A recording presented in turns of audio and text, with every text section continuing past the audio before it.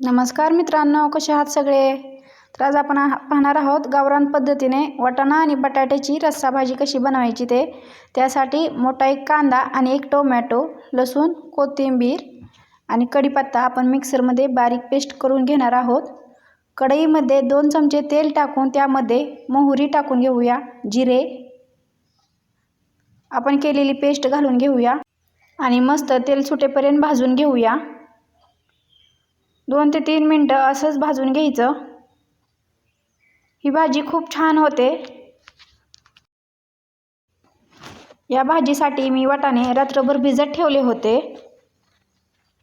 आणि त्यामध्ये 2 ते 3 बटाट्याच्या फोडी करून घेतल्या आहेत. त्यामध्ये आपण घालून घेऊया मसाले, काळं तिखट, मीठ आणि हळद. मी एवढेच मसाले घातले आहेत, दुसरे कोणतेही मसाले घालायचे नाहीत. हे मसाले देखील तेलामध्ये 1 ते 2 मिनिट परतून घेऊया छान. त्यानंतर आपण त्यामध्ये थोडंसं पाणी घालून घेऊया. त्यानंतर वाटाणा आणि बटाटा घालून घेऊया यामध्ये आणि 2 मिनिटं झाकून ठेवूया असंच परतून. तुम्हाला जर कांदा आणि टोमॅटो चिरून घालायला आवडत असेल तर तुम्ही पेस्ट करून घालण्याऐवजी चिरून घालू शकता. जर व्हिडिओ आवडला तुम्हाला तर लाईक करा, कमेंट करा आणि शेअर करायला विसरू नका. 2 मिनिट उकडून झाल्यानंतर आपण यामध्ये गरम पाणी घालून घेऊया.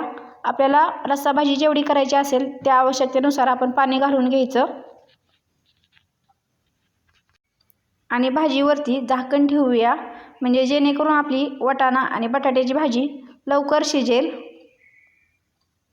यामध्ये आपण आता शेंगदाण्याचे कूट घालून घेऊया. तुम्हाला जर तिळाचे किंवा खोबऱ्याचे आवडत असेल तर तुम्ही तेही घालू शकता, पण खोबऱ्याचे घालताना तेलामध्येच घालावे लागेल. अधूनमधून भाजी अशी हलवत राहायची.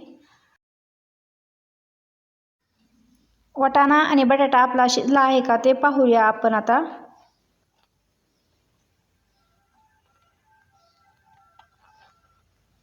छान वाटाणा शिजलेला आहे आपला. तर ही 2 मिनिटं आपण झाकण ठेवून अजून शिजवून घेऊया. ही भाजी भाकरी बरोबर खूप छान लागते अशा पद्धतीने बनवल्यानंतर. छान शिजलेला आहे वाटाणा आता आपला. तर यावरती आपण आता कोथिंबीर घालून घेऊया किंवा कसुरी मेथी. तर आपली भाजी तयार आहे. आपण गॅस बंद करून घेऊया. असेच नवीन नवीन व्हिडिओ पाहण्यासाठी माझ्या चॅनेलला सबस्क्राईब करा.